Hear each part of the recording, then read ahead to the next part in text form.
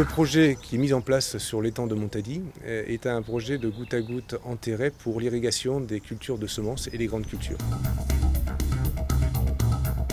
L'objectif est de diminuer les coûts de pose et de dépose de l'irrigation par aspersion et de diminuer la consommation en eau.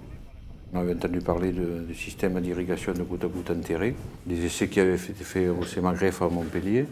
Et donc, on a décidé de faire cette année 12 hectares. Déjà, l'installation peut se faire à contre-saison en interculture. Donc là, on a plus de temps pour faire cette installation. Et une fois que c'est fait, on a pu y revenir. Et tout est automatisé.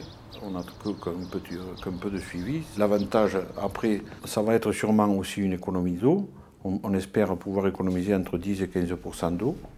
On a fait l'étude et avec l'équipementier Nandangen, on a choisi plusieurs équipements de goutte à goutte et de gaine pour les tester sur plusieurs modalités d'apport d'eau et de fertilisation différentes, et tout cela sur plusieurs cultures. Nous avons un logiciel de dimensionnement de réseau, IRICAD. C'est un logiciel informatique qui nous permet de valider les choix de dimensionnement et d'équipement.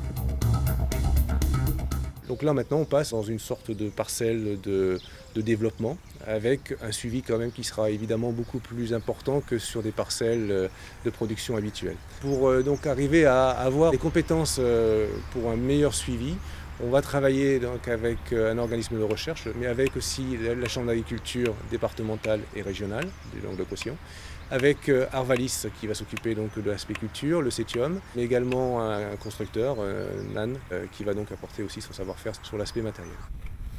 On teste un nouveau produit qui est un goutte à goutte non autorégulant, plat, avec un large labyrinthe, qui nous permet d'être utilisé dans toutes les configurations et dans le cas présent sur de la grande culture. Ce projet, c'est l'opportunité d'avoir des références, mais ça doit absolument s'inscrire dans le temps si on veut avoir des résultats concrets. On ne pourra pas dès demain lancer des agriculteurs dans ce type d'installation sans avoir pris la précaution de vérifier cette rentabilité.